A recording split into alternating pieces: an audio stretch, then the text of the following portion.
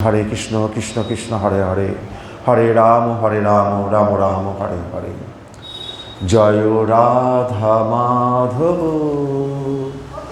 জয় কুঞ্জ বিহারী, গোপীজন বল্লভ গিরিবরধারী, যশোদানন্দন ব্রজজন রঞ্জন, যমুনা তীর বনচারী। জয় রাধা মাধব, জয় কুঞ্জ বিহারী, গোপীজন বল্লভ গিরিবরধারী, যশোদানন্দন ব্রজজন রঞ্জন, যমুনা তীর বনচারী। জয় রাধা মাধব, জয় কুঞ্জ বিহারী, গোপীজন বল্লভ গিরিবরধারী, যশোদানন্দন ব্রজজন রঞ্জন, যমুনা তীর বনচারী। হরে কৃষ্ণ কৃষ্ণ কৃষ্ণ হরে হরে, হরে রাম রাম রাম হরে হরে। হরে কৃষ্ণ। তো আমাদের ভগবান শ্রীকৃষ্ণ বৃন্দাবনে তার লীলা করছিলেন। তিনি গোপীদের সাথে নানা রকম লীলা করেছেন। তারপরে বৃন্দাবনে বিভিন্ন অসুর বধ থেকে শুরু করে আমাদের বিভিন্ন লীলায় ভগবান যুক্ত ছিলেন। রাসলীলা গোপীদের সাথে করেছে এবং গোপীদের সাথে প্রতিদিন বিভিন্ন রকমের লীলা হয়েছে। এক এক দিন এক এক রকম লীলা। এই যে কদিন বৃন্দাবনে, এই 10-12 বছর পর্যন্ত বৃন্দাবনে ছিল। তো এইভাবে কিভাবে দিনগুলো কেটে গেছে গোপীরা নিজেরাও জানে না। এইভাবে ভগবানের সাথে নিত্য লীলায় তারা যুক্ত ছিল। কখনো গোবর্ধন পর্বতকে ভগবান ধারণ করছে ভাসতে, কখনো আমাদের ইন্দ্র এসে বৃন্দাবনকে ডুবিয়ে দিতে চেষ্টা করছে। ভগবান গিরি গোবর্ধন ধারণ করে বৃন্দাবনবাসীদের রক্ষা করছেন। বিভিন্ন লীলায় রাধারানীর সাথে বিভিন্ন লীলা, সুবল সখার সাথে বিভিন্ন লীলা, আপনাদের তারপরে হচ্ছে শ্যামকুণ্ড, রাধাকুণ্ড,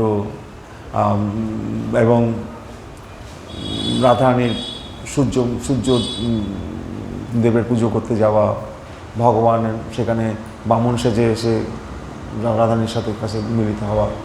এইভাবে বিভিন্নভাবে এই যে 10-12 বছর বৃন্দাবনে ভগবান যে লীলা করে বেরিয়েছেন, এক মানে স্বর্গীয় নয়, লক্ষ লক্ষ স্বর্গীয় গুণেরও অধিক গুণসম্পন্ন সেই সময়কাল। এই দেখতে দেখতে 10-12 বছর অতিক্রান্ত হয়ে গেছে। অক্রূর এসছে ভগবানকে নিয়ে যাওয়ার জন্য, কৃষ্ণ বলরামকে নিতে এসছে। হরে কৃষ্ণ। তো অক্রূর এসছে কৃষ্ণ বলরামকে নিয়ে যেতে, কংসকে বধ করে তাদের মা বাবা বসুদেব এবং দেবকীকে উদ্ধার করার জন্য।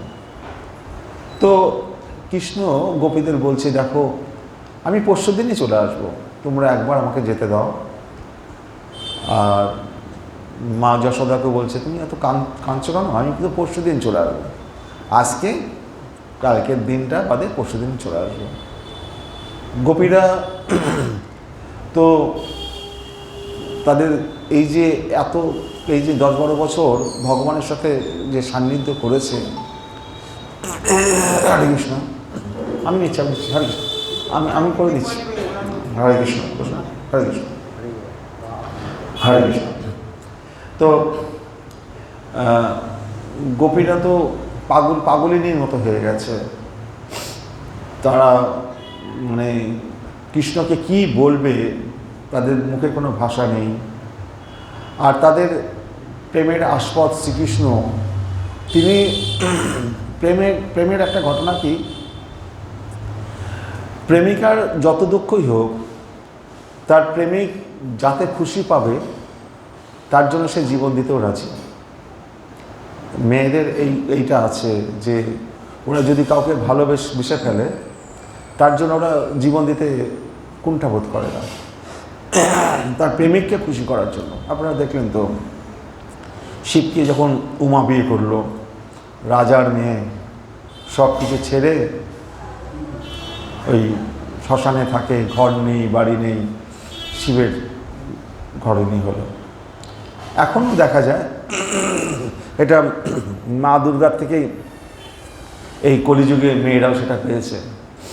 যখনই কোনো এমন প্রেমে পড়ে, অনেক বড় লোকের ঘরের মেয়ে সামান্য একটা গরিবের ছেলের সাথে চলে যাচ্ছে, কোনো পক্ষই মেনে নিতে পারে না। কিন্তু এগুলো নারী জাতির একটা স্বভাব, এখানে কারোর দোষ নয়। তারা প্রেমকে এইভাবেই তারা গুরুত্ব দেয়। তাদের কৃষ্ণ মথুরায় যাবে, কৃষ্ণ খুশি পাবে, এটাই তাদের বড় কথা। তাদের যে বিরহ, তাদের যে দুঃখ, তারা কান্নায় ভেঙে পড়ছে, কিন্তু কৃষ্ণকে আটকানোর জন্য রথের পিছনে ছুটে ছুটে যাচ্ছে।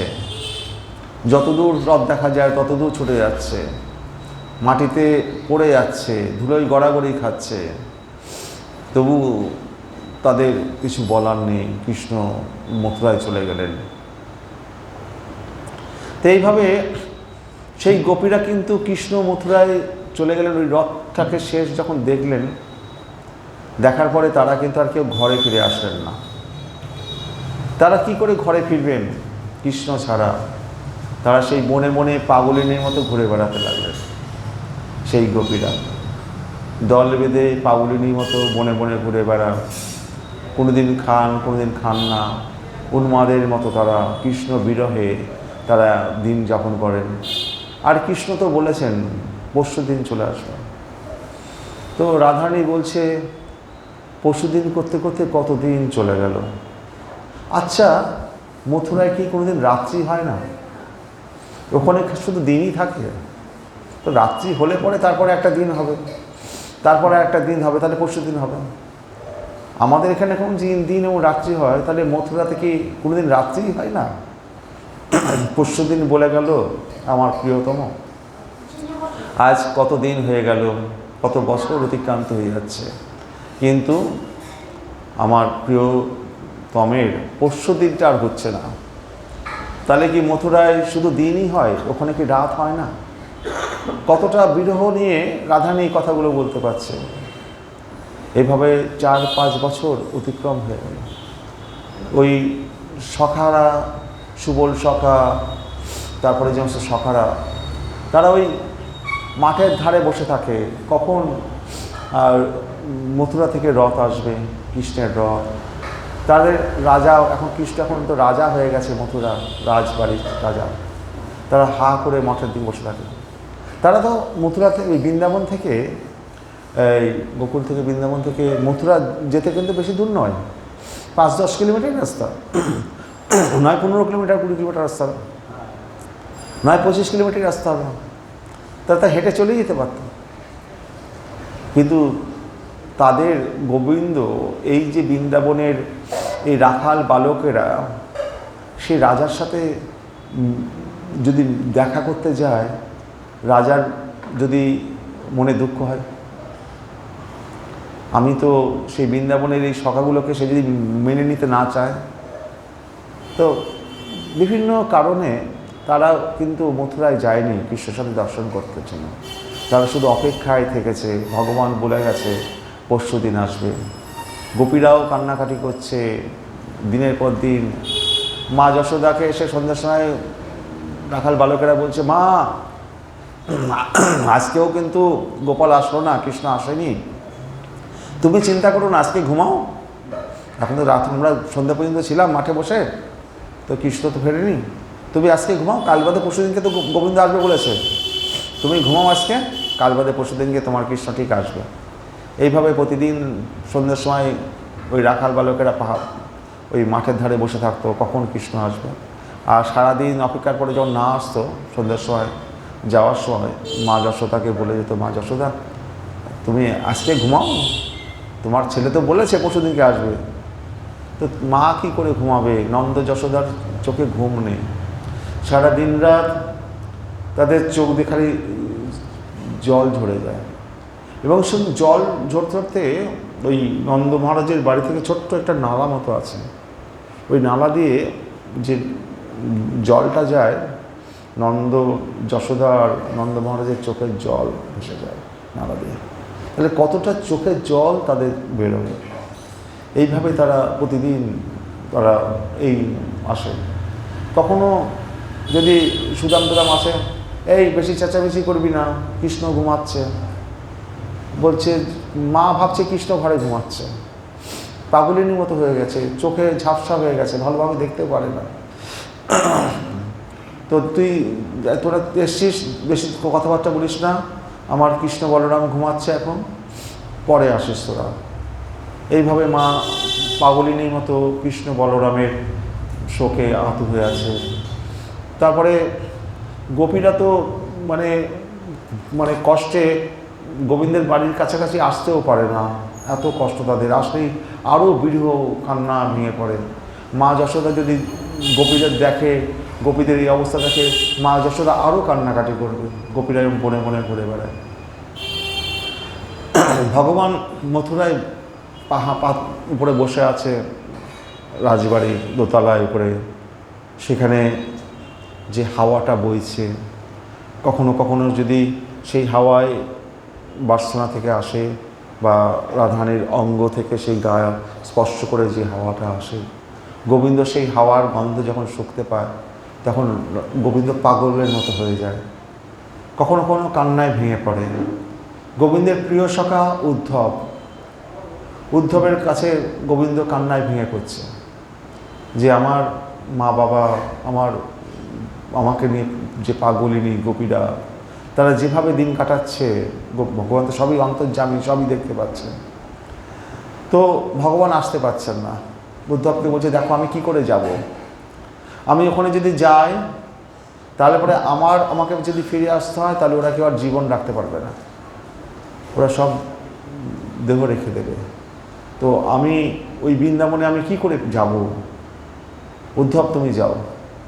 উদ্ধব বলছে যে হ্যাঁ গোবিন্দ, তুমি তো ভগবান, এইসব প্রেম প্রীতি ভালোবাসা আর কি আছে, ভগবানের কাছে সবাই সমান, তোমার এই সমস্ত প্রেম প্রীতি ভগবান বুঝতে পারলেন। উদ্ধব হচ্ছে বিরাট পণ্ডিত। উদ্ধব ছোটোবেলা থেকে ভগবানের মূর্তি করে পুজো করে কৃষ্ণের। তো উদ্ধবের সাথে কৃষ্ণের বিরাট আত্মীয়তার সম্পর্ক। এবং উদ্ধব বড় হয়ে যাওয়ার পরেও ভগবান যখন ঘুম থেকে উঠবে তার আগে উদ্ধব গিয়ে বসে থাকত, আবার ভগবান ঘুমাবেন রাত্রিবেলায়, তারপরে উদ্ধব বাড়ি আসতো। সারাদিন ভগবানের সঙ্গী হয়ে থাকতো। এবং ভগবান যদি কোনো কিছু করবেন, উদ্ধবকে জিজ্ঞেস করতেন, উদ্ধব এটা কি আমি করব এইভাবে? ভগবানের কিছু তো পরামর্শ নেওয়ার দরকার নেই, কিন্তু তবু ভগবান উদ্ধবের কাছে পরামর্শ নিতেন, উদ্ধব এটা কি করে করা যায়, এটা কিভাবে করা যায়। তাহলে উদ্ধবের মতো বিজ্ঞ এই জগতে আর কেউ নেই।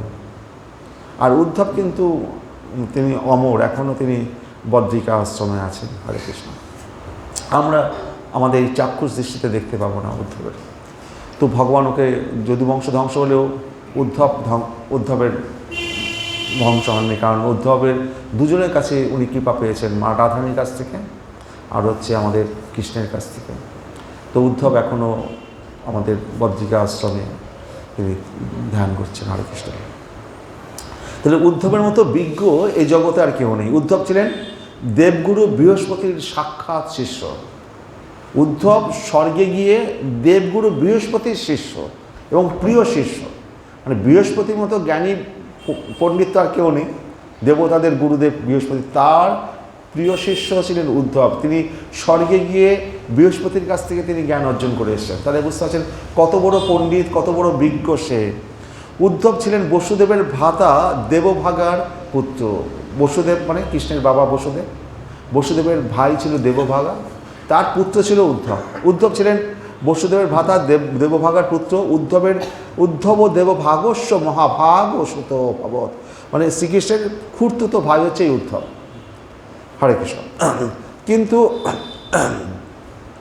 আর উদ্ধব সম্বন্ধে একটা শ্লোক আছে, সেটা হচ্ছে বিষ্ণুনাম প্রবর মন্ত্রী কৃষ্ণস্য দ্বৈত সখা শিষ্য বৃহস্পতে সাক্ষাৎ উদ্ধব বুদ্ধি সত্তম।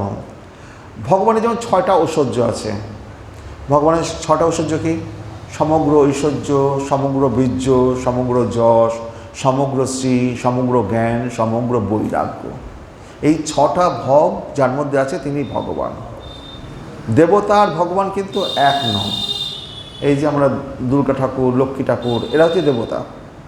সূর্য দেবতা, গণেশ দেবতা, এরা হচ্ছে দেবতা। আর ভগবানকে, যার মধ্যে সমগ্র ঐশ্বর্য, সমগ্র বীর্য, সমগ্র যশ, সমগ্র শ্রী, সমগ্র জ্ঞান, সমগ্র বৈরাগ্য, 6টা ভগ যার মধ্যে বিদ্যমান, তিনি হচ্ছেন ভগবান।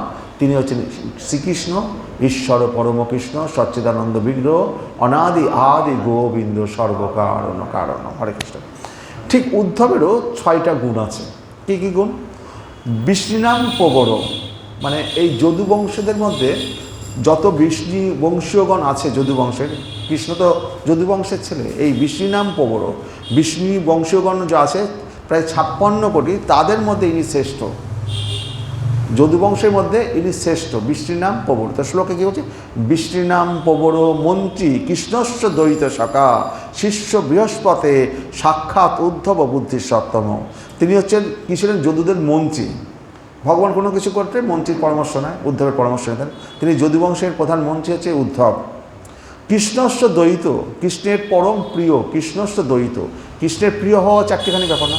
কৃষ্ণস্য দ্বৈত, যত আছে যদুবংশের মধ্যে কৃষ্ণের পরম প্রিয়কে এই উদ্ধব। কৃষ্ণস্য সখা, আবার সে কৃষ্ণের সখা। শিষ্য বৃহস্পতি সাক্ষাৎ দেবগুরু বৃহস্পতির শিষ্য। উদ্ধব বুদ্ধি সত্তম, তার মতো বুদ্ধি এই জগতে আর কারণে। তাহলে ভগবান হরি, যিনি তার সকল শরণাগত জনের দুঃখ দূর করেন, তিনি একবার উদ্ধবের কাছে প্রায় কান্নায় ভেঙে পড়েছেন। তার পূর্ণ ভক্ত ও প্রিয়তম বন্ধু উদ্ধবের হাত ধারণ করে তাকে বলতে লাগলেন ভগবান কৃষ্ণ, গচ্ছ উদ্ধব ব্রজম সৌম্য পিত্র নো প্রীতিম আবহ গোপীনা মত বিয়োগ আদে মত সন্দস্যই বিমোচয়।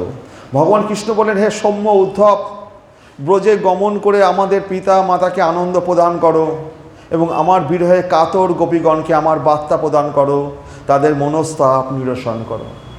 ভগবান থাকতে পারছেন না, বলছেন যে হে উদ্ধব, তুমি ব্রজে গমন করো, ব্রজে যাও, আমার পিতা মাতাকে যে দুঃখ, সেই দুঃখ নিবারণের চেষ্টা করো। আর গোপীদের, যারা আমার বিরহে কাতর গোপীগণকে আমার বার্তা প্রদান করো, তাদের মনস্তাপ, তার যে দুঃখ, সেই মনস্তাপটাকে নিরসন করার চেষ্টা করো, নইলে তারা তো ভেঙে পড়ছে, তাদেরকে বাঁচিয়ে রাখাটাই মুশকিল। এই সকল গোপীগণের মন সর্বদা আমাতে মগ্ন এবং তাদের জীবন আমাতে চির উৎসর্গীকৃত। আমার জন্য তাদের এই জীবনে দৈহিক ঐহিক সকল সুখী, এমনকি পরবর্তী জীবনে এইরূপ সুখ লাভ করার জন্য প্রয়োজনীয় ধর্মীয় কর্তব্যও তারা পরিত্যাগ করেছে। আমি একমাত্র তাদের প্রিয়তম প্রিয় এবং নিঃসন্দেহে তাদের প্রাণ স্বরূপ। সুতরাং সকল অবস্থায় তাদের ভরণ পোষণের ভার আমিই গ্রহণ করি।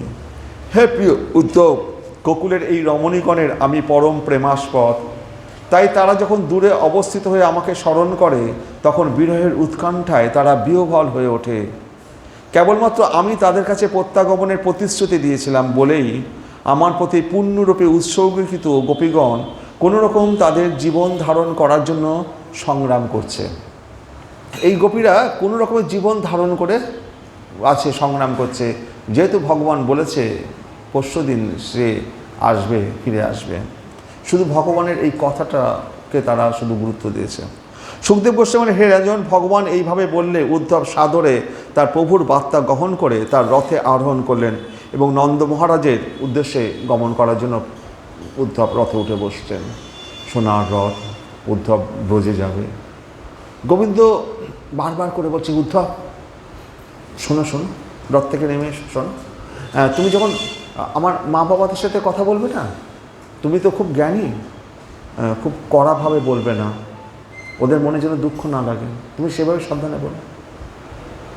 উদ্ধব বলছে ঠিক আছে, যাচ্ছে। হ্যাঁ উদ্ধব শোনো শোনো, আচ্ছা এই ব্রজের গোপীদের সাথে কথা যখন বলবে তখনও খুব সাবধান, তুমি কিন্তু এমনভাবে বলো না তাদের মনে যেন আঘাত লাগে। ভগবান উদ্ধব যাচ্ছে, ভগবান বারবার মানে তাদেরকে, উদ্ধব যাতে এমন কিছু না বলে তার প্রিয়তম গোপীদের কারণে মনে যাতে দুঃখ না লাগে, সে বারবার ডাকছে। উদ্ধব রথে বসেছে, এবার যাবে। উদ্ধব তুমি এবার নেমে এসো, আসো এসো, শোনো শোনো, এই না গায়ের বসন খুলে উদ্ধবকে পরিয়ে দিচ্ছে, মাথার মুকুটটা খুলে উদ্ধবের মাথায় পরিয়ে দিচ্ছে, তাতে উদ্ধবের মাথায় ওই ময়ূরপুচ্ছটা পরিয়ে দিচ্ছে। উদ্ধব তো ভগবানের মতনই প্রায় দেখতে, উদ্ধব ভগবান কৃষ্ণবর্ণ, আর উদ্ধব একটু ফর্সা সাদা রঙে দেখতে ছিল। উদ্ধবকে সাজিয়ে দিচ্ছে ভগবান, গলার যে বৈজয়ন্তী মালা সেটা খুলে উদ্ধবের গলায় পরিয়ে দিল। উদ্ধব এইবার তুমি যাও, আমি যদি এগুলো না পরিয়ে দিই না, তোমার সাথে ব্রজের গোপীরা কথাও বলবে না, কারণ এইগুলো দেখলে ব্রজের গোপীরা বুঝবে তুমি আমার কাছ থেকে এসছো, তো তারা তোমার সাথে কথা বলবে, তোমাকে আদর করবে, ভালোবাসবে, তুমি এগুলো পরে যাও। উদ্ধবকে ভগবান নিজের জামা পরিয়ে দিল, তার মাথার মুকুট পরিয়ে দিচ্ছে, সেই ময়ূরপুচ্ছ পরিয়ে দিচ্ছে, উদ্ধবকে সাজিয়ে গুজিয়ে পাঠাচ্ছে। উদ্ধব তুমি কিন্তু খুব সাবধান, আমার গোপীদের মনে যেন আঘাত দিও না, আমার মা বাবার মনে আঘাত দিও না, তারা ভেঙে পড়েছে, আমাকে ছাড়া তারা বাঁচবে না, তাদেরকে একটু সান্ত্বনা দিও উদ্ধব। তো ভগবান জানতেন উদ্ধব তো বৃহস্পতির শিষ্য, সে এই প্রেম টেম কিছু জানে না, প্রেম টেম তো শেখেনি সে। প্রেমের যে কি অবস্থা হয়, ভগবান উদ্ধবকে যেভাবে বলছে, উদ্ধব ভাবছে এটা কি পাগলের মতো করছে, আমাকে মালা পরিয়ে দিচ্ছে। উদ্ধবের তো সেই জ্ঞান নেই, আমি যাব তাদেরকে শিখিয়ে দিয়ে আসবো।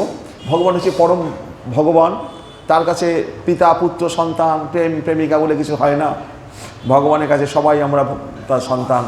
সুতরাং ওই সমস্ত মায়েরা বাবারা হাপুত্র করছে, পুত্র কিসের, ও তো ভগবান, তাই আমি ঠিক বুঝিয়ে দেবো। উদ্ধব ভাবছে গোপীদেরকে বুঝিয়ে দেবো, তোমরা কার শরণাগত হচ্ছে, তোমরা ব্রহ্মের শরণাগত হও, ভিতরে ব্রহ্মকে স্মরণ করো, তাকে ভিতরে নিয়ে আসো, কেন তোমরা এই সমস্ত প্রেম কি। উদ্ধব ভাবছে আমি এইসব দিয়ে তাদেরকে বুঝিয়ে দিয়ে আসবো। উদ্ধবের আকৃতি তথা বসন ভূষণে শ্রীকৃষ্ণের মতো শ্রীকৃষ্ণ অতি ঘনিষ্ঠ সাদৃশ্য ছিল। গোপীরা সকলে তাহার পরিচয় জানার জন্য বিশেষ, এবার উদ্ধব বৃন্দাবনে যখন গেছে তখন ওই সখারা দেখেছে রথ আসছে, সখারা তখন সব ছোটাছুটি করছে, আরে আমাদের কৃষ্ণ আসছে বলে চল, এই চল চল চল চল দৌড়ে যাই, আমরা আগে গিয়ে কৃষ্ণের সাথে আলিঙ্গন করবো। সখারা খুব দৌড়াদৌড়ি করছে, দেখ সোনার রথ ছুটে আসছে, দেখ ওই তো মথুরা থেকে আসছে, আমাদের কৃষ্ণ ছাড়া কেউ হবে না। প্রায় 5 বছর বাদে উদ্ধবকে পাঠিয়েছে। যখন রথ কাছে আসলো, উদ্ধব যখন রথ থেকে নামলো, তখন সখারা দেখছে যে তাদের কৃষ্ণ নয়।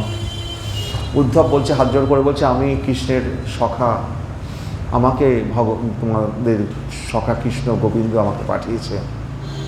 তারা তখন উদ্ধবের দিকে তাকিয়ে বলছে যে আপনার কি দরকার ছিল আসার, আমাদের সখাকে আনতে পারলেন না, আপনি এসছেন। সখারা ঠিক মন করে ভালো করে নিতে পারছে না, কিন্তু ভগবানের বন্ধু। তখন উদ্ধব বলছে, আচ্ছা তোমরা কি আমাকে ওই নন্দ মহারাজের বাড়িটা দেখিয়ে দিতে পারবে, সেটা কোথায়, আমি নন্দ মহারাজ আর কৃষ্ণের বাবা মার সাথে একটু কথা বলতে চাই। তখন উদ্ধবকে দেখিয়ে দিচ্ছে, ওই যে চলো চলো, ওই যে নালীটা আছে না, জলের একটা নর্দমার নল মতো নেমে এসছে, এই যে জলটা বইছে, এইটা ধরে ধরে চলে যাও, এটা যেখান থেকে উৎপত্তি হয়েছে সেখানে পৌঁছালেই সেটাই হচ্ছে নন্দ মহারাজের বাড়ি। বলছি আচ্ছা, তো এর উৎপত্তিস্থল নন্দ মহারাজের ঘর, তো আর এই জলটা কি, বলো এই জলটা কি শুনবে, এটা জল নয়, এটা নন্দ মহারাজ আর মা যশোদার চোখের জল নালার মধ্যে ভেসে আসছে, নালা বয়ে চলেছে, তুমি নালা ধরে ধরে এগিয়ে যাও, তাহলে নন্দ মহারাজের ঘর পাবে। তারা নন্দ মহারাজের ঘরটাও দেখিয়ে দিচ্ছে না, বলছে যে তুমি নালা ধরে ধরে যাও, যে নন্দ মহারাজের ঘর পেয়ে যাবে, মা যশোদাকে পেয়ে যাবে। উদ্ধব সেইভাবে হেঁটে হেঁটে নন্দ মহারাজের ঘরে আসলেন। এসে যখন উদ্ধবকে এক সখা নিয়েই এসছে, তো সখা এসে বলছে, মা যশোদা এই দেখো কাকে নিয়ে এসছি। বলে কে? বলছে তোমার কৃষ্ণ তার সখাকে পাঠিয়েছে, উদ্ধবকে। আমার কৃষ্ণ উদ্ধবকে পাঠিয়েছে? আমার কৃষ্ণ কোথায়? আমার কৃষ্ণ কোথায়? তো উদ্ধবকে পাঠিয়েছে। তো নন্দ মহারাজ এসে উদ্ধবকে জড়িয়ে ধরেছে, আর জড়িয়ে ধরে খুব কান্নাকাটি করছে, মা যশোদা কান্নাকাটি করছে। তো তাও নন্দ মহারাজ উদ্ধবকে বসিয়েছে, আসন দিয়েছে, বসিয়ে দিয়েছে, তার সেবা শুশ্রূষা যতটা করা দরকার করার পরে নন্দ মহারাজ তার পাশে এসে বসেছে। বসে বলছে যে উদ্ধবের গায়ে ভগবানের যে বসনটা দিয়েছিল, সেই বসনটা নন্দ মহারাজ হাত দিয়ে ছুঁয়ে ছুঁয়ে, হ্যাঁ আমার ছেলের বসন স্পর্শ পাচ্ছে যেন ভগবানের। মা যশোদা পর্যন্ত জড়িত হচ্ছে উদ্ধবকে। তো উদ্ধব এদের কান্না, এদের বিরহ দেখে উদ্ধব ভাবতে পারছে না এরা কোথায় রয়েছে। উদ্ধব তাকে বোঝালো, বাবা নন্দরাজ, আপনি তো বয়স হয়েছে, কৃষ্ণ মথুরায় গেছে, ও তো ভগবান। আরে ভগবান কোথায়? ও আমাদের সন্তান। ওইসব ভগবান টগবান তোমরা দেখো। আমি জানি, আমার কাছে গর্গমণি যখন কৃষ্ণের জন্ম হয় তখন গর্গমণি বলেছিল ওর ভগবানের মতো শক্তি থাকবে। ওকে তো ভগবান বলেনি, ও তো আমাদের সন্তান ছেলে। ওই সব ভগবান টগবান তোমাদের কাছে থাকুক, আমাদের সামনে ভগবান বলো না। তো বলছে, আচ্ছা নন্দরাজ, আপনি তো ঘরের মধ্যে বসে থাকেন, বয়স হয়ে গেছে, একটু তো ঘুরে আসতে পারেন বৃন্দাবনের চারদিকে। একটু সকাল বিকাল একটু ঘোরাঘুরি করলে পরে মনটা তো ভালো হয়। নন্দ মহারাজ বলছে, কোথায় ঘুরতে যাব?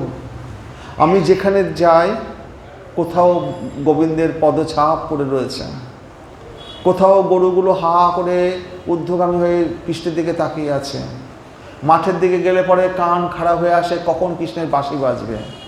যেদিকে তাকাই পুরো ব্রজেই তো কৃষ্ণের সমস্ত স্পর্শের চিহ্নগুলো ভর্তি, বিরাজমান। আমি কোথায় যাব? গেলে পরে তো আমার আরও কান্না বেশি পেয়ে যায়। আমি ওই জন্য ঘরের মধ্যে বন্দি হয়ে থাকি, আমরা স্বামী স্ত্রী দুজন, আর কৃষ্ণের অপেক্ষায় থাকি কবে পরশু দিন হবে আমার গোবিন্দ ফিরবে। আজ 5 বছর হয়ে গেল, এখনও গোবিন্দ ফেরেনি, আর আজকে কিনা তোমাকে পাঠালো আমাদের কাছে। তো এইভাবে নন্দ মহারাজের সাথে উদ্ধব গল্প করতে করতে সারা রাত কাটিয়ে দিল। তারপর দিন সকালবেলায় উদ্ধব ঠিক করলেন, ভগবান বলেছে গোপীদের সাথে দেখা করতে হবে। উদ্ধব আর গোপীরা খবর পেয়ে গেছে যে একটা সোনার রথ নন্দ মহারাজের বাড়ির সামনে এসছে, আর এও খবর পেয়েছে সে নাকি ভগবান কৃষ্ণের সখা। তো গোপীরা কি করেছে, উদ্ধবের আকৃতি তথা বসনভূষণ শ্রীকৃষ্ণের সহিত অতি ঘনিষ্ঠ সাদৃশ্য ছিল। গোপীরা সকলে তার পরিচয় জানার জন্য বিশেষ উৎসুক হইয়া সেই উত্তম শ্লোক ভগবান শ্রীকৃষ্ণের চরণ কমলাশ্রিত উদ্ধবের চারপাশে সমবেত হলো। গোপীরা এসে উদ্ধবকে ঘিরে ধরল। যখন জানতে পারলেন ভগবান রমাপতি শ্রীকৃষ্ণের বার্তা লইয়া আসিয়াছেন, তখন তাহারা বিনয়বনত হইয়া সলজ্জ হাসি ও দৃষ্টি এবং মধুর বচনে তাকে অভ্যর্থনা করিলেন এবং তাকে নির্ভীত স্থানে নিয়ে গিয়ে আসনে বসিয়ে বলতে লাগলেন। এবার গোপীরা যখন জানতে পারলেন এ ভগবানের প্রিয় সখা এবং তাদের জন্য বার্তা নিয়ে এসছেন, তখন উদ্ধব, এরা তো গোপী, এদের লাজ লজ্জা আছে, উদ্ধবকে নিয়ে গেলেন বনের মধ্যে নির্ভীত স্থানে, যেখানে লোকালয় থেকে দূরে। তাকে তাদের একটা ছেঁড়া আসন দিয়েছে, উদ্ধবকে বসছে। উদ্ধব তুমি বসো। উদ্ধব সেই আসনটা বসলেন না, মাটিতেই, গোপীরা মাটিতে বসেছে, উদ্ধব আসনটা সরে তাদের সাথে মাটিতেই বসলেন। তো সমস্ত গোপীরা ঘিরে বসেছে, কিন্তু রাধারানী তো কৃষ্ণগত প্রাণ, উনি তো সবার সামনে তার মুখটা উন্মোচন করবেন না। রাধারানী কী করেছেন, সব গোপীরা ঘিরে বসেছে, দূরে এক কোণায় এক গাছের গোড়ায় ঘোমটাটা এরকম করে দিয়ে চুপ করে বসে আছেন। কানটা উদ্ধবের গোপীদের সাথে কথোপকথন, যে কথাবার্তাগুলো বলছে রাধারানী সেগুলো কান দিয়ে শুনছেন। রাধারানী কিন্তু সামনে এসে বসেনি। তাহলে কতটা প্রেমের জায়গা যে ভগবানের সখা এসছে বলে আমি ছুটে আসব, তিনি প্রেমটাকে কতটাকে ধরে রাখতে পারেন রাধারানী।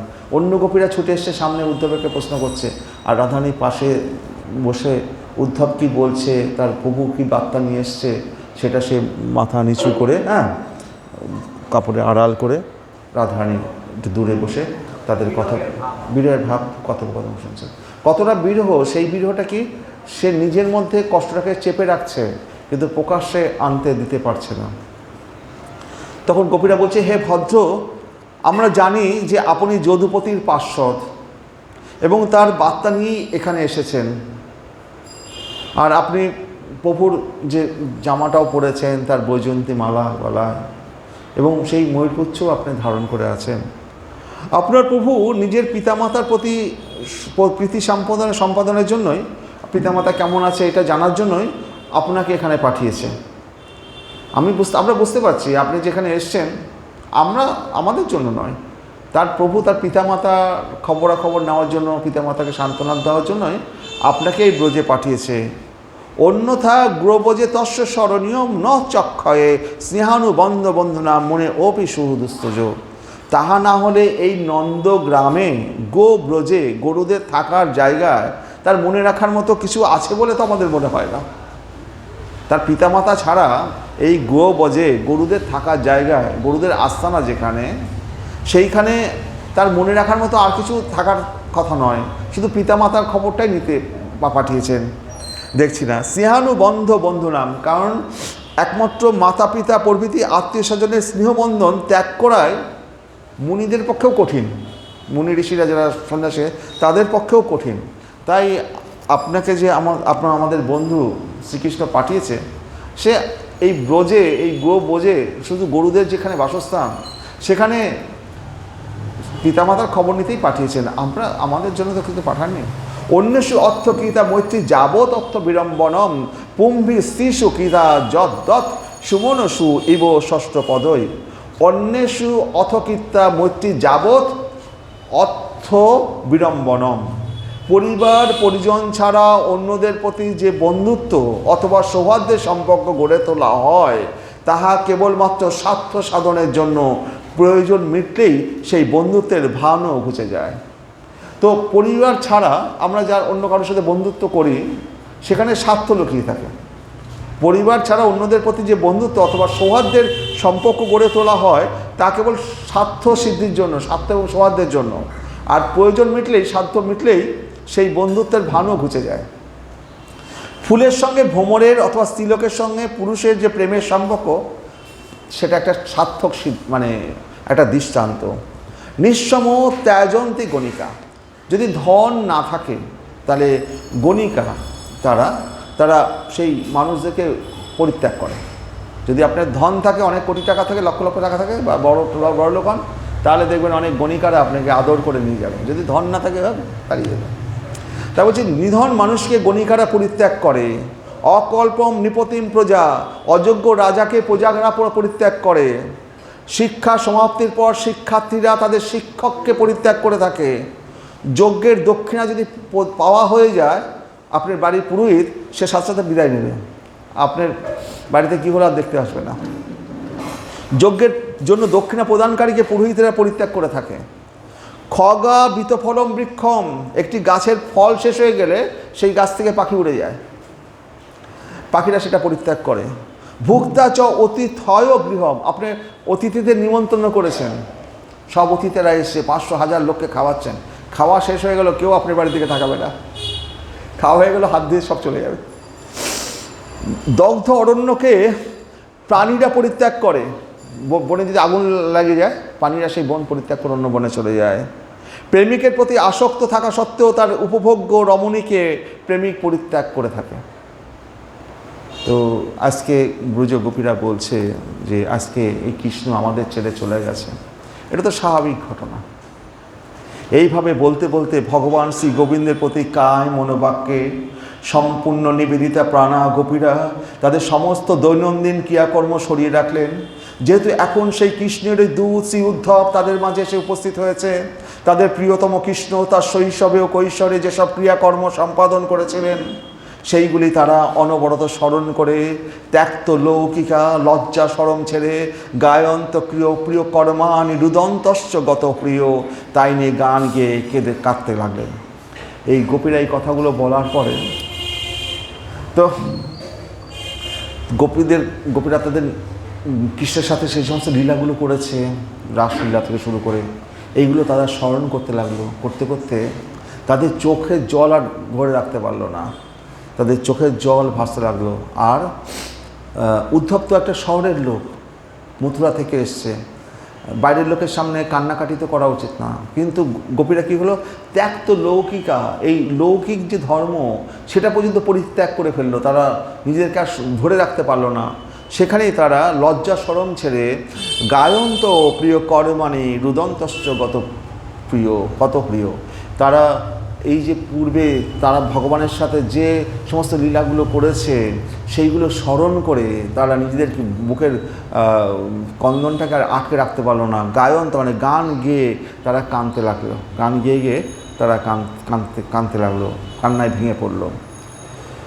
বনচরী শাস্ত্রীয় আচারাদি সম্পর্কে সম্পূর্ণ অনভিজ্ঞ অশিক্ষিত এই গরু পশুপালক কুলে উৎপন্ন এই গ্রাম্য ব্রজ রমণীরাই বা কোথায়, আর সচ্চিদানন্দ ঘন ভগবান শ্রীকৃষ্ণের প্রতি এই অনন্য পরম প্রেমই বা কোথায়। ধন্য ধন্য এ থেকে এ কথাই সিদ্ধ হয় যে যদি কেউ ঈশ্বরের স্বরূপ মাহাত্মাদি তত্ত্ব সম্পর্কে অজ্ঞ হয়েও শুধু তাকে একান্ত রূপে ভালোবেসে তার ভজনা করে, তাহলে তিনি স্বয়ং নিজ কৃপাশক্তিতে তার পরম কল্যাণ বিধান করেন। রাস উৎসবে ভগবান শ্রীকৃষ্ণ এই ব্রজাঙ্গনাদের কণ্ঠে নিজের বাহুদণ্ড সংকল্প করে এদের মনোরথ পূর্ণ করেছিলেন। ভগবানের যে কৃপা প্রসাদ, যে পরমাণু রাগ এরা লাভ করেছিলেন, তা তার বক্ষস্থ নিবাসিনী নিত্যসঙ্গিনী লক্ষ্মী দেবও তা প্রাপ্ত হননি, আর অন্য নারীদের কথা তো বলাই নেই। এই যে রমণীরা, এরা যখন রাসলীলা হয় সেই সময় যখন রাসলীলায় যখন মদন কামদেব তো ভগবানকে তো পরাজিত করার জন্য তীর ছুটতে এসেছিলো, কামদেব তো ওখানেই ইয়ে গেছে, কিন্তু কামদেবের বাণে ভগবান বিদ্ধ না হলেও ভগবান ওই গোপীদের কাছে সামনে মাতালের মতো হয়ে গেছে। দুই গোপীর হাত দুটো ধরে নিজেকে তিনি কন্ট্রোল করছেন, ভুজদণ্ড গৃহীত কণ্ঠ বলছে গোপী মনোরথে। গোপীরা যদি না থাকতো ভগবান নিজেকে তাদের সংবরণ করতে পারতেন না। গোপীর রথে চড়ে ভগবান এই রাসলীলাটাকে তিনি উদ্ধার করছেন দুই গোপীর কণ্ঠে হাত দিয়ে। গোপী মনোরথে ভুজদণ্ড গীত কণ্ঠ, গোপীদের দুই গলায় কণ্ঠে হাত দিয়ে যেভাবে ভুজদণ্ড গীত কণ্ঠ হয়ে তাদেরকে প্রেম নিবেদন করেছে, স্বর্গের লক্ষ্মী দেবীরাও কেউ এইভাবে পায়নি, কিন্তু ভগবান যেভাবে গোপীদেরকে তাদের ধন্য করেছে। আমাদের ইয়েতে আছে, উপনিষদে আছে, বেদে আছে, দুটো গরু যখন হাল দেওয়া হয়, দুটো গরু রাখা হয় না, মাঝখানে হাল দিয়ে একজন চালায়, তো এই দুটো গরু ওই দুই গোপীর ভুজদণ্ড গৃহীত কণ্ঠ হয়ে ভগবান এই পৃথিবীকে চালন করছেন, সমগ্র ব্রহ্মাণ্ডকে চালিত করছেন এই গোপীদের কণ্ঠে হাত দিয়ে। ভুজদণ্ড গৃহীত কণ্ঠে যেমন লাঙল দেওয়া হয়, তো ভগবান এই গোপীদের আশ্রয় না পেলে বোধহয় তিনি পারতেন না। এটা উপনিষদে আছে যে ভগবান কিভাবে ওই দুটো গাভী, এখানে ওই বেদ উপনিষদটাই তো আমাদের ভাগবতম হয়ে এসছে, আমাদের মানে ব্যাসদেব এটা করে দিয়ে গেছে। হরে কৃষ্ণ। তো এরপরে হচ্ছে উদ্ধব তখন বলছে যে এই যে মেয়েগুলো এরা বনচরী, শাস্ত্রীয় আচারাদি নেই, সম্পর্কে সম্পূর্ণ অনভিজ্ঞ শাস্ত্রীয় আচার সম্বন্ধে।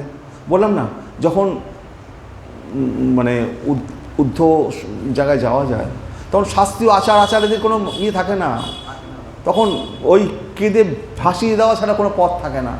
এই বনচরী শাস্ত্রীয় আচারাদি সম্পর্কে সম্পূর্ণ অনভিজ্ঞ অশিক্ষিত পশুপালক কুলে উৎপন্ন এই গ্রাম্য ব্রজ রমণীরাই বা কোথায়, আর সচ্চিদানন্দ ঘন ভগবান শ্রীকৃষ্ণের প্রতি এই অনন্য পরম প্রেমই বা কোথায়। এই প্রেম কি বড় বড় শ্লোক দিয়ে, বড় বড় মনীষীরা ধ্যান তপস্যা করে এই প্রেমটা কি পাবে? এই প্রেম তো মনীষীরাও সাধ্য সাধনা করলেও এই প্রেম পাবে না। ধন্য ধন্য, এ থেকে এ কথাই সিদ্ধ হয় যে যদি কেউ ঈশ্বরের স্বরূপ ও মহাত্মাদি তত্ত্ব সম্পর্কে অজ্ঞ হয়েও শুধু তাকে একান্ত রূপে ভালোবেসে তার ভজনা করে, তাহলে তিনি স্বয়ং নিজ কৃপা শক্তিতে তার পরম কল্যাণ বিধান করেন। রাস উৎসবে ভগবান শ্রীকৃষ্ণ এই ব্রজঙ্গনাদের কণ্ঠে নিজের বাহুদণ্ড সংস্থাপন করে এদের মনোরথ পূর্ণ করেছিলেন। ভগবানের যে কৃপাপ্রসাদ, যে পরমাণু রাগ এরা লাভ করেছিলেন, তা তার বক্ষস্থ নিবাসিনী নিত্য সঙ্গিনী লক্ষ্মীদেবী তা প্রাপ্ত হননি। আর অন্য নারীদের কথা তো বলাই যাবে না। তাহলে প্রেমের যে পরাকাষ্ঠা, এই ধ্যান করা, জপ করা, তপস্যা করা, এত এত সব নিয়ম কানুন শৃঙ্খল সব কিছু তুচ্ছ হয়ে যায় যখন এই গোপীরা এইভাবে কান্নায় ভেঙে পড়ে। যখন সমস্ত জপ তপস্যা এইরকম যদি আমরা কান্নায় ভেঙে পড়তে পারি, যেদিন ভেঙে পড়তে পারবো, মনে করব সেদিনকে আমরা সার্থক ভগবানকে ডাকতে পারছি। কারণ ওই জপ করা, তপস্যা করা সব কিছু আছে, কিন্তু ওগুলো করতে হবে কেন? ওগুলো করতে করতে এই জায়গাটায় আসা যাবে। এমনি এমনি হট করে আমি, দেখুন আপনারা যতদিন এইগুলো শুনতে থাকবেন না, দেখুন এখন শুনছেন তো, 5 বছর 10 বছর বাদে ভগবানের কোনো একটা লীলা শুনবেন, টুক করে চোখে জল চলে আসলো, অন্তরটা ভিজে গেল, হঠাৎ করে চোখ দিয়ে জল চলে আসলো। এটা যখন আসবে তখন বুঝবেন ভিতরে প্রেমটা জাগছে। হ্যাঁ, একটু সামান্য কথা, আগে তো এতদিনভাবে ভেঙে পড়তাম না, আগে তো এরভাবে চোখে জল চলে আসতো না। সামান্য আমি সেদিনকে রামায়ণ মহাভারতের একটু দেখছিলাম, হঠাৎ করে চোখ দিয়ে জল চলে আসলো, তো আমার খুব আনন্দ লাগলো। তো এই জলটাই তো আসল। হ্যাঁ, আগে তো কখনো এইভাবে জল আসেনি। তো সামান্য একটা চরিত্র দেখছি, রামচন্দ্র লক্ষ্মণ, আর যখন আমাদের পরশুরাম এসছে বিবাহস্থলে, পরশুরামের সাথে লক্ষ্মণের বিবাদ চলছে, রামচন্দ্র এবং মাঝখানে এসে পরশুরামকে পরাস্ত করছে কথাবার্তা। তো সামান্যই ঘটনা, এর মধ্যে কোনো চোখের জল ফেলার দরকার নেই। কিন্তু যখন হৃদয়টা প্রেমে আস্তে আস্তে ভিতরে ঢুকে যাবে, তখন সামান্য ঘটনাতেও চোখে জল চলে আসবে। তো তখন আস্তে আস্তে বুঝতে হবে যে আপনার প্রেম জাগ্রত হচ্ছে। হরে কৃষ্ণ।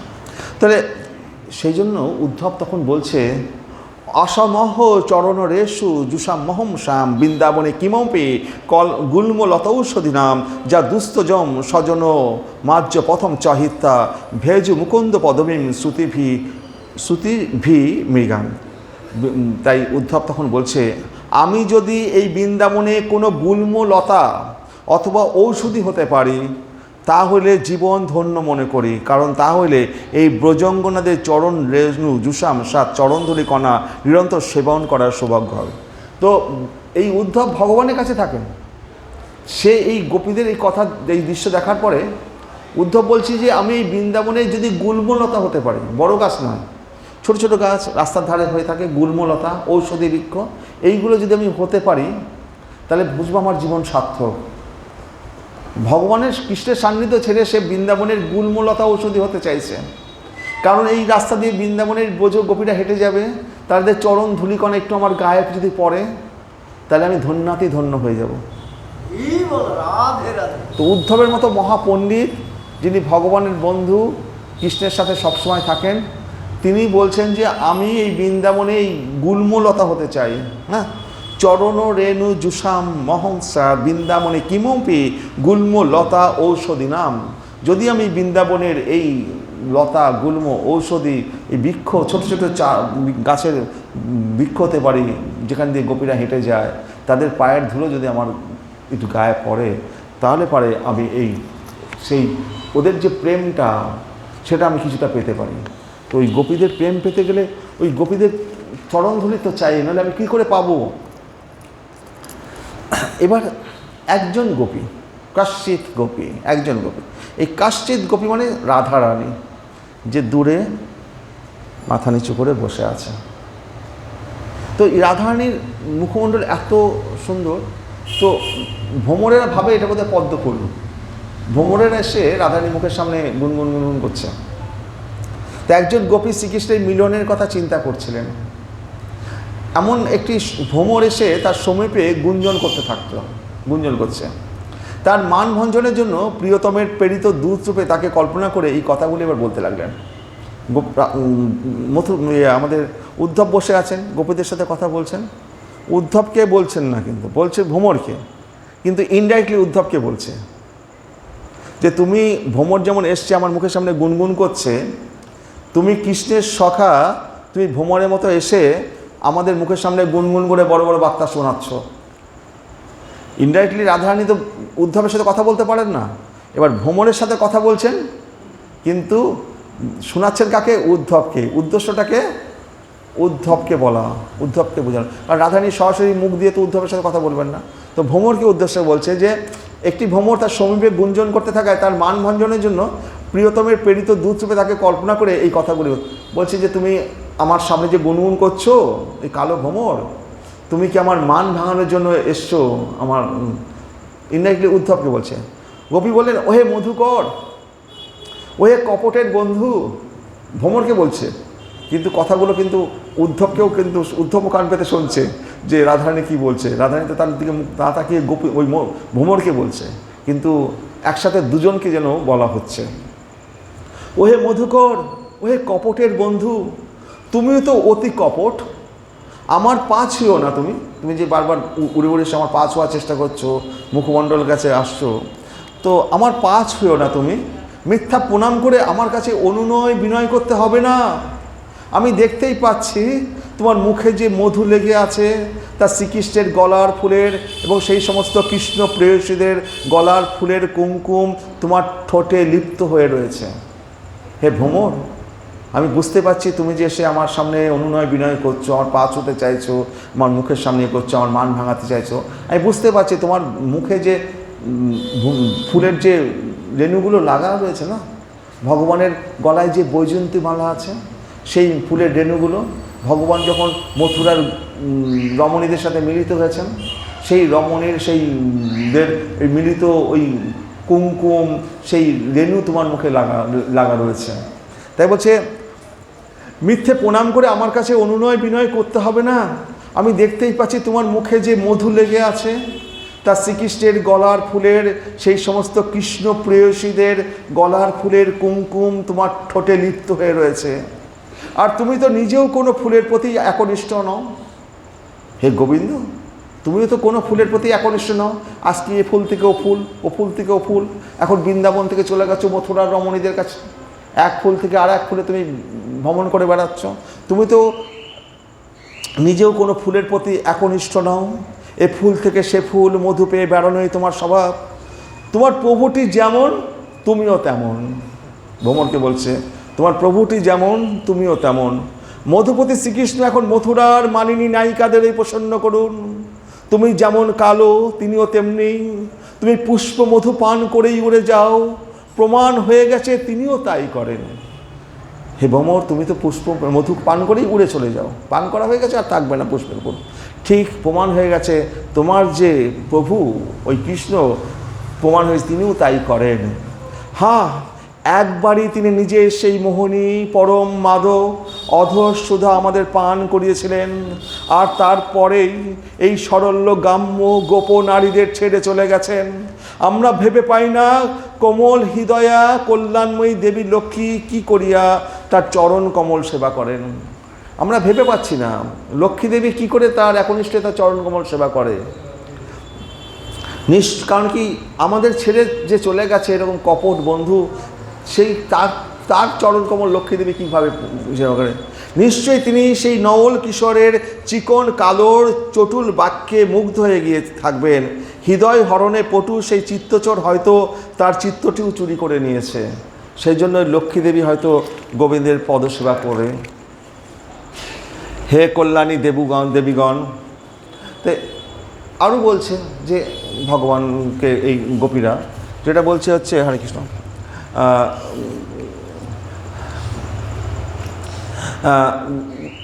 গোপীরা বলছে যে একবার একজন ব্যাধের মতো, এই গোবিন্দের আরও যে সমস্ত গুণ রয়েছে সেই গুণগুলো তো শোনা দরকার, জানা দরকার। একজন ব্যাধের মতো তিনি নিষ্ঠুরভাবে তীর দ্বারা কপিরাজকে হত্যা করেছিলেন। আমরা সুগ্রীবের দাদা বালিবধ, তো বালিবধ করার সময় রামচন্দ্র কী করেছিল? একজন ব্যাধের মতো তিনি নিষ্ঠুরভাবে তীর দ্বারা লুকিয়ে কবিরাজকে হত্যা করেছিলেন। যেহেতু তিনি এক নারীর দ্বারা বিজিত ছিলেন, তাই তিনি তার কাছে কাম আকাঙ্ক্ষা করে আগত আরেকজন নারীকে বিরূপ করেছিলেন, শূর্পণখা। সে তো তার কাছে প্রেম নিবেদন করতে এসছে, কিন্তু সে কী করেছিল? লক্ষণ তার নাক কেটে দিয়েছিল এবং তাকে বিরূপা করেছিল, কুৎসিত করে দিয়েছিল। আর বলি মহারাজ তাকে 3 পাদ সম্পদ দিতে চেয়েছিল। সে বামন অবতার হয়ে সে বিশাল আকার ধারণ করে স্বর্গ মর্ত্য পাতাল 2 পায়ে দখল করে নিয়ে বলছে আমার 3য় পায়ে স্থান দাও। তাই এরকম কপট কে আছে? তো বলি মহারাজের নৈবেদ্য ভক্ষণের পরেও তিনি তাকে একটি রজ্জু দ্বারা বন্ধন করেছিলেন, এবং যেন তিনি একটি বন্ধন করেছিলেন যেন তিনি একটি কাক। তাই এই কৃষ্ণবর্ণের বালকের সঙ্গে আমাদের সকল সখ্যতায় পরিত্যাজ্য হোক, যদিও তার বিষয়ে কথা আমরা পরিত্যাগ করতে পারছি না। সুতরাং এই কৃষ্ণ বিষয়ক কথা, সব বিষয়ক কথাই আমাদের পরিত্যাজ্য হোক। আমরা কৃষ্ণ বিষয়ক কথা শুনতে চাই না। হে ভ্রমর, হে উদ্ধব, তুমি যে আমাদের কৃষ্ণ সম্বন্ধে এত এত কথা শোনাচ্ছ, এইসব কথা তোমার মুখ থেকে শুনতে চাই না। ওই কপটটাকে আমরা ভালোভাবে চিনি, কিন্তু তবু আমরা হৃদয় থেকে তাকে পরিত্যাগ করতে পারছি না। আমরা একদিকে বলছি যে কৃষ্ণ অন্যায়ভাবে কপিধ্বজকে কবিরাজকে বধ করেছিল, বামন অবতারে সে 3 পাদ বলি মহারাজ দান দিতে চেয়েছিল, অথচ বামন অবতার হয়ে স্বর্গমর্ত্য মাতাল নিয়ে সব কিছু দখল করেছে এবং তাকে বন্দি করে ফেলেছিল। আর শূর্পণখা সামান্য একটু প্রেম নিবেদন করতে এসেছিল, তাকে সে কুরূপা করে দিয়েছিল। তো আমাদেরও এই কপট প্রেমিকের সাথে প্রেম করার আগে এইগুলো নিয়ে ভাবা উচিত ছিল আগে, কিন্তু তবু আমরা কৃষ্ণকে পরিত্যাগ করতে পারছি না।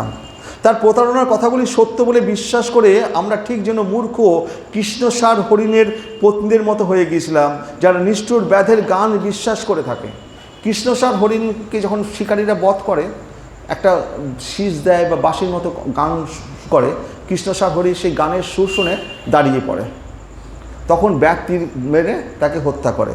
তাই বলছে তার প্রতারণাপূর্ণ কথাগুলি সত্য বলে বিশ্বাস করে আমরা ঠিক যেন মূর্খ কৃষ্ণসার হরিণের পত্নীদের মতো হয়ে গিয়েছিলাম, যারা নিষ্ঠুর ব্যাধের গান বিশ্বাস করে থাকে।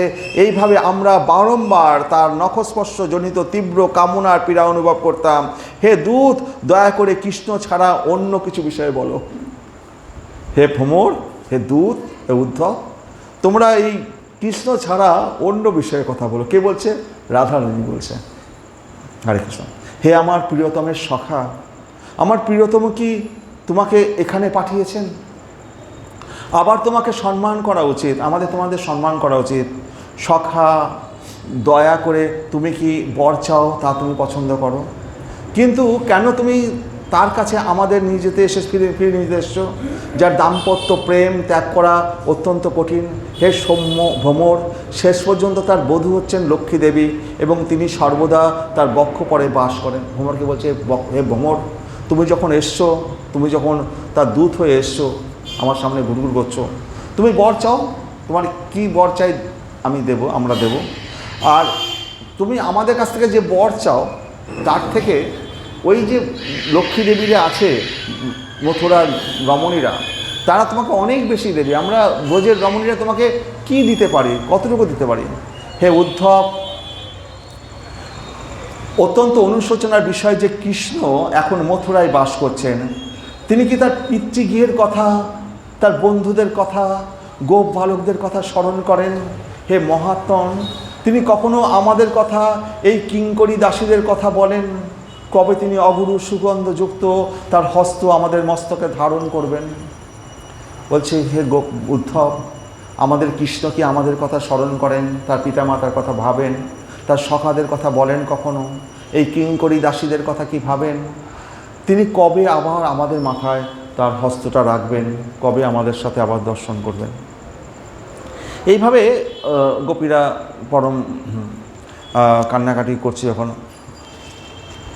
তখন উদ্ধব বলছে, হে কল্যাণময়ী দেবীগণ, আমার প্রভু একটি প্রিয় বার্তা পাঠিয়েছেন। ভগবান উদ্ধবকে একটা চিঠি পাঠিয়েছিলেন তার গোপীদের জন্য। তো তখনকার দিনে চিঠিটা কি আছে, যে বার্তাবাহক সেই পড়ে শোনায়।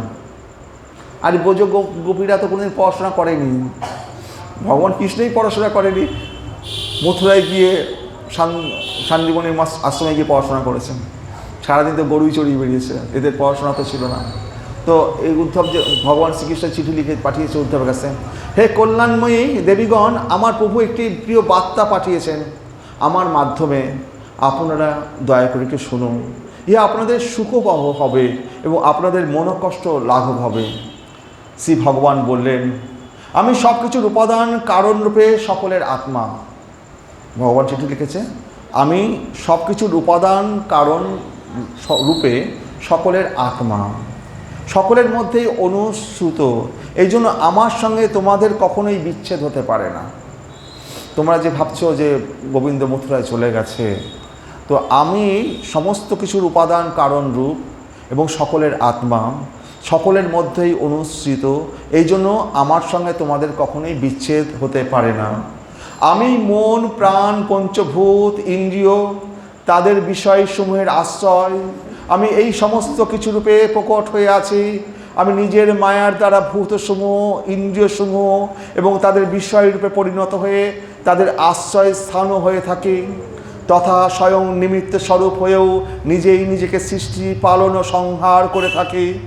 আত্মা বিশুদ্ধ জ্ঞান স্বরূপ, সর্বথা শুদ্ধ, কোনো গুণই তাকে স্পর্শ করতে পারে না। মনস্বী ব্যক্তিদের বেদাভ্যাস, যোগ সাধন, আত্মানাত্মক বিবেক, ত্যাগ, তপস্যা, ইন্দ্রিয় সংযম, সত্যনিষ্ঠা প্রভৃতি সমস্ত ধর্ম সাধনায় আমার প্রাপ্তিতেই সমাপ্ত হয়। সমস্ত কিছুরই অন্তিম সার্থকতা আমার প্রাপ্তিতেই সমাপ্ত হয়। আমি জানি আমি তোমাদের নয়ন মনের পরম আকাঙ্ক্ষিত, জীবনের সর্বস্ব ধন। আমি তোমাদের থেকে দূরে আছি, তারও কারণ আছে। তোমরা নিরন্তর আমার ধ্যান করো, শরীরের দূরে থাকলেও মনে আমার সান্নিধ্য অনুভব করো, নিজেদের মন আমার কাছে রাখো, এই আমি চাই। সমস্ত বৃত্তিরহিত মন সম্পূর্ণরূপে আমাতে নিবেশিত করে নিত্য নিরন্তর আমাকেই অনুসরণ, আমার ওই ধ্যান করতে করতে অচিরেই নিত্যকালের জন্য আমাকেই প্রাপ্ত হবে। ভগবান গোবিন্দ এইভাবে চিঠি পাঠিয়েছে গোপীদের কাছে। তো এবার ভগবানের চিঠি তো গোপীরা শুনল, শোনার পরেও একজন গোপী বলছে, না সখী, তিনি তো মহাত্মা, সর্বথা পুণ্যকাম, কৃতকৃত্য, স্বয়ং লক্ষ্মীপতি, বনবাসিনী, গোয়ালিনী অথবা অন্য কোনো নারী বা রাজকন্যা কোনো কিছুই কি তার দরকার আছে? হ্যাঁ, গোবিন্দ এবার চিঠি পাঠিয়েছে, তো একজন গোপী বলছে, না সখী, তিনি তো মহাত্মা, সর্বথা পুণ্যকাম, কৃতকৃত্য, স্বয়ং লক্ষ্মীপতি, বনবাসিনী, গোয়ালিনী অথবা অন্য কোনো নারী অথবা রাজকন্যা কোনো কিছুই কি তার দরকার আছে? তার তো কোনো কিছুই দরকার নেই। দেখো, পিঙ্গলা বারবনিতা হলেও একটি সার কথা বলে গেছে যে পরম সক্ষম হি নৈরাশ্যতে, নৈরাশ্যই পরম সুখ। একজন বারবনিতা, একজন বেশ্যা, সে কি বলেছে? পরম সক্ষম হি নৈরাশ্যম, নৈরাশ্যই পরম সুখ। আমরাও তাহা জানি, কিন্তু তবু শ্রীকৃষ্ণের সম্পর্কে আমাদের আশা অতি দুর্মর। এই আশাই আমাদের বাঁচিয়ে রেখেছে, তাকে ফিরে পাওয়ার আশা। এই আশা ত্যাগ করা আমাদের পক্ষে অত্যন্ত কঠিন। আমরা যে তাকে ফিরে পেতে চাই, সেই আশাটাই আমাদেরকে বাঁচিয়ে রেখেছে। যদিও এক বারাঙ্গনা সে বলে গেছে যে নৈরাশ্যই পরম সুখ, বিরহই পরম সুখ, নৈরাশ্যই পরম সুখ। হে উদ্ধব, কখনো কি তিনি স্মরণ করেন সেই সমস্ত রাত্রির কথা, যখন পুণ্যচন্দ্রের উজ্জ্বল শুভ্র কিরণ ধারায় 10 দিক প্লাবিত হয়েছিল, অসংখ্য চরণ নূপুরের ধ্বনিতে ঝঙ্কৃত সেই রাসমণ্ডলীতে তিনি আমাদের সহিত সানন্দে বিহার করেছিলেন? তিনি কি ভুলে গেছেন সেই রম্য রাসক্রিয়া, সেই অপরূপ অলৌকিক রাত্রির কথা? আমরা দগ্ধ হচ্ছি এই যে বিরহ সন্তাপ, ইহা তো তাহারই দান। হে উদ্ধব, এই ভয়ঙ্কর দহন থেকে বাঁচাতে পারেন একমাত্র তিনি। যে এই যে রাসলীলায় এই যে প্রেম, সব কিছু তিনি আমাদের দিয়েছিলেন, আর তারই তো দান, আর এর থেকে আমাদের বাঁচাতে পারে একমাত্র তিনি। তাই বলছে, হে উদ্ধব, এই ভয়ঙ্কর দহন হতে বাঁচাতে পারেন একমাত্র তিনি। আর যখন তো তিনি প্রভাবশালী নরপতিদের কন্যাদের বিবাহ করবেন, আজ এখন তো তিনি সেই মথুরার বড় বড় নরপতিদের কন্যাদের বিবাহ করবেন, আনন্দে থাকবেন তাদের নিয়ে, কেনই বা আসবেন এই গ্রাম্য গোপ বালিকাদের কাছে? হে উদ্ধব, কখনো কি তিনি স্মরণ করেন সেই সমস্ত রাত্রির কথা, যখন পুণ্যচন্দ্রের উজ্জ্বল শুভ্র কিরণ ধারায় 10 দিক প্লাবিত হয়ে যাচ্ছিল? এখন তো তিনি, হরে কৃষ্ণ। তো হে কল্যাণীগণ, আমি যখন বৃন্দাবনে শারদ পূর্ণিমার রজনীতে রাসক্রীড়া করেছিলাম, সেই সময় স্বজনদের বাধায় যে গোপিকাগণ ব্রজেই নিজ নিজ গৃহে যেতে বাধ্য হয়েছিল, রাসক্রীড়ায় বনমধ্যে আমার সঙ্গে যোগদান করতে পারেনি, তারা আমার বীর্য, আমার গুণ ও কর্মাদি চরম একাগ্রতার সহিত চিন্তা করতে করতে আমাকেই প্রাপ্ত হয়েছিল। তোমাদের সঙ্গ আবারও মিলন ঘটবে, সুতরাং তোমরা নিরাশ হও না। তো গোবিন্দ চিঠি শেষে লিখেছে, হে কল্যাণীগণ, আমি যখন বৃন্দাবনে শারদ পূর্ণিমার রজনীতে রাসক্রীড়া করেছিলাম, সেই সময় স্বজনদের বাধায় যে গোপিকাগণ ব্রজেই নিজ নিজ গিয়ে থেকে যেতে বাধ্য হয়েছিল। অনেক গোপী যখন ভগবান ও পিতা রাত্রি শারদ উৎফুল্ল মল্লিকা, সেই রাস পূর্ণিমায় ভগবান যে বংশীবাদন করলেন, সেই রাত্রিবেলায় সমস্ত ব্রজের রমণীরা তারা তাদের ঘর থেকে ছুটে বেরিয়ে আসছেন বৃন্দাবনে, সেই যে বটবৃক্ষের কাছে যেখানে গোবিন্দ দাঁড়িয়ে আছে। তো সেই সময় কেউ রান্না করছিল, কেউ স্বামী পুত্রদের খেতে দিচ্ছিল, কেউ বসন পড়ছিল, অর্ধেক বসন পড়া হয়েছে, পুরো পড়া হয়নি, এক চোখে কাজল দেওয়া হয়েছে, আরেক চোখে কাজল দেওয়া হয়নি, যে যে অবস্থায় ছিল। ভগবানের বাঁশিতে যখন শুনল, ললিতে বিশাখে, বাঁশির সুরের মাধ্যমে ভগবান যখন তাদের ডাকছে, তখন তারা সব ঘর সংসার সব কিছু ছেড়ে সেই রাসলীলায় ভগবানের কাছে ছুটে গেছে। কিন্তু কিছু কিছু গোপীর তার বাড়ির লোকেরা তাদেরকে আটকে দিয়েছে, তাদের বউকে যেতে দেবে না, দরজা দিয়ে দিয়েছে, দরজা দিয়ে বাইরে থেকে তালা মেরে দিয়েছে। তখন তারা কি করেছে, তারা সেই ঘরের মধ্যে যখন ভগবানের সাথে মিলিতই হতে পারবে না, তারা সেখানেই ঘরের মধ্যে বসেই তারা দেহ রেখেছে এবং তাদের আত্মা এসে ভগবানের সাথে সেই রাসলীলা অংশগ্রহণ করছে। তাই বলছে, যে গোপিকাগণ ব্রজে নিজ নিজ গৃহ থেকে যেতে বাধ্য হয়েছিল, রাসক্রীড়ায় বন মধ্যে আমার সঙ্গে যোগদান করতে পারেনি, তারা আমার বীর্য, আমার গুণ কর্মাদি চরম একাগ্রতার সহিত চিন্তা করতে করতে আমাকেই প্রাপ্ত হয়েছিল। তোমাদের সঙ্গে আবার মিলন ঘটবে, সুতরাং তোমরা নিরাশ হইও না। শ্রীকৃষ্ণের প্রেরিত এই বার্তা শুনে শ্রীকৃষ্ণের স্বরূপ সম্পর্কে অবগত হয়ে গোপীদের বিষাদ দূর হলো, প্রীতিরসে ভরে উঠল অন্তর। হে মাননীয় উদ্ধব, আমাদের একটা কথা বলুন, আমাদের শ্যামসুন্দর পুরো নারীদের প্রতি আমাদের মতোই কি তাদের প্রতিও প্রীতিবর্ষণ করেন, তাদের প্রতি প্রীতিরস করেন? একজন গোপী বললেন, কেন সখী, এতে কি সন্দেহ আছে যে আমাদের শ্যামসুন্দর প্রেমের মোহনী কলায় বিশেষজ্ঞ নয়? কাজেই নগরবাসিনী সুন্দরীরা যখন মধুর বাক্যে নিবেদন করবে তাদের প্রেম, তাদের প্রীতির অর্ঘ্য প্রদান করবে, কিভাবেই তিনি তাদের প্রতি অনুরক্ত না হয়ে পারবেন?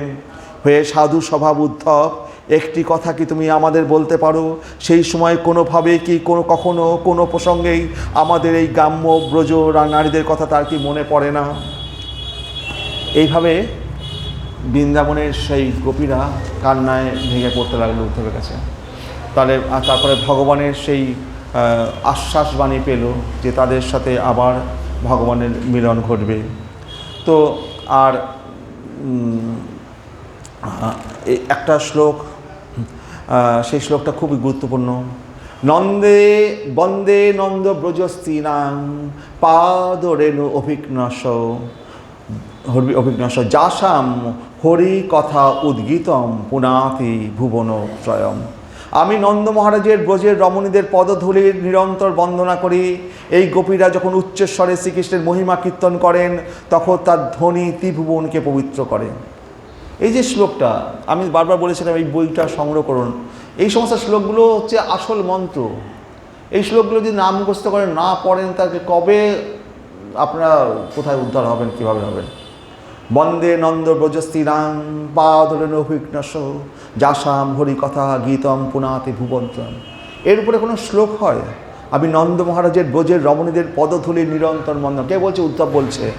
এই গোপীরা যখন উচ্চস্বরে শ্রীকৃষ্ণের মহিমা কীর্তন করেন, তখন তার ধ্বনি ত্রিভুবনকে পবিত্র করে। তো এইরকম সমস্ত শ্লোক যে শ্লোকগুলো আমাদের প্রতিদিন মুখস্থ করা উচিত, পাঠ করা উচিত। এই শ্লোক পড়লে পরে ভগবান কোথায় থাকবে? গোপীদের এই সমস্ত কথাবার্তা, উদ্ধবের এই সমস্ত কথাবার্তা শ্রবণ করি আমরা যদি আবার শুনি বা বলি, ভগবান কোথায় আছে? গোলক বৃন্দাবনে এখন এখানে বসে আছে, চারদিকে ঘুরছে। এরকম কথা যেখানে হয় সেখানে ভগবান না এসে থাকতে পারে না। আপনাদের আশেপাশে ভগবান বসে আছে, শুনছে, ভগবানের কথা শ্রবণ হচ্ছে, ভগবান থাকতে পারে না? হ্যাঁ, ভগবান দূরে কোথাও নেই, আমাদের কাছে আছে, এই কথার মধ্যে ভগবান আছে। তো হরে কৃষ্ণ। তো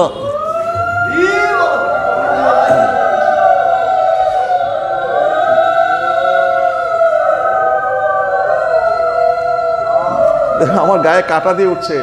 শুধু ভগবান নয়, এই যখন এই ভাগবত পাঠ হয় তখন শুধু ভগবান একা নয়, সুখদেব গোস্বামী, ব্যাসদেব, নারদমণি, হনুমান, এবং ভগবান কথা দিয়েছে যেখানে ভাগবত পাঠ হবে সেখানে তিনি উপস্থিত থাকবেন এবং ভক্তদের হৃদয়ের মধ্যে এসে উপস্থিত থাকবেন, প্রত্যেকের হৃদয়ের মধ্যে এসে থাকবেন। তো এইরকম ভগবান, আর তিনি সাকার রূপ ধারণ করে বিগ্রহ রূপে, অমাচ্চা বিগ্রহ রূপে আমাদের সামনে অবস্থান করছে, সবসময় আমাদেরকে দর্শন করছে, আমাদেরকে দেখছে। আমরা ভাবছি ভগবান থেকে আমরা দূরে আছি, আমরা ভগবান থেকে দূরে নেই, তার সন্তান আমরা। তিনি, আমরা ভুলে যেতে পারি কিন্তু তিনি আমাদের ভুলবেন না। তিনি একবার যখন আকর্ষণ করে নিয়েছেন, একবার যখন ভক্তকে ধরে নিয়েছেন, তিনি ছাড়বেন না। আমরা দু একটা শ্লোক পড়ি। হরে কৃষ্ণ।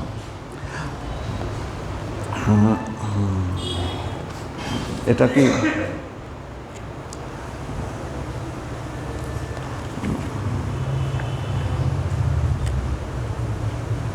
হরে কৃষ্ণ।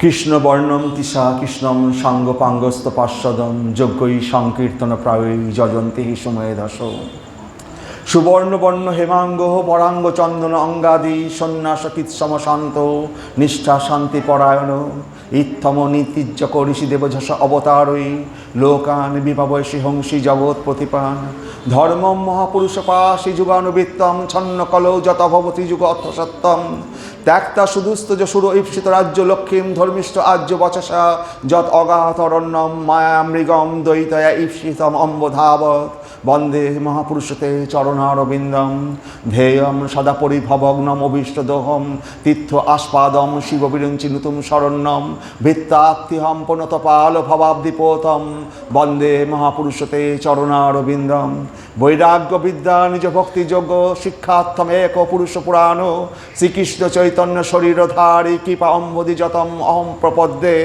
আজানুলম্বিত ভুজৌ কনকাবদাতৌ সংকীর্তনৈকপিতরৌ কমলায়তাক্ষৌ বিশ্বম্ভরৌ দ্বিজবরৌ যুগধর্মপালৌ বন্দে জগৎপ্রিয় করৌ করুণাবতরৌ অনর্পিত চরিম চিরাৎ করুণা অবতীর্ণ কলৌ সমর্পয়িতুমুন্নত উজ্জ্বল রসাম সভক্তি শ্রিয়ম হরিপুরটা সুন্দর ধুতি কদম্ব সন্দীপিত সদা হৃদয় কন্দরে স্ফুরুতু বর্ষচিনন্দন জয় রাধা মাধব জয় কুঞ্জ বিহারী গোপীজন বল্লভ গিরিবরধারী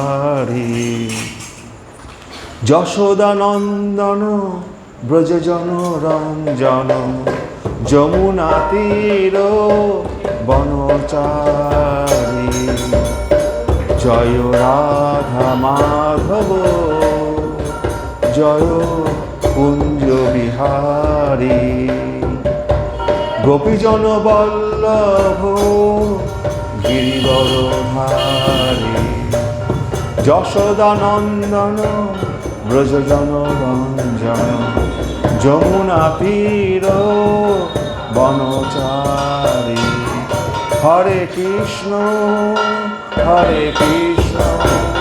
কৃষ্ণ কৃষ্ণ হরে হরে হরে রাম রাম রাম হরে হরে হরে কৃষ্ণ কৃষ্ণ কৃষ্ণ হরে হরে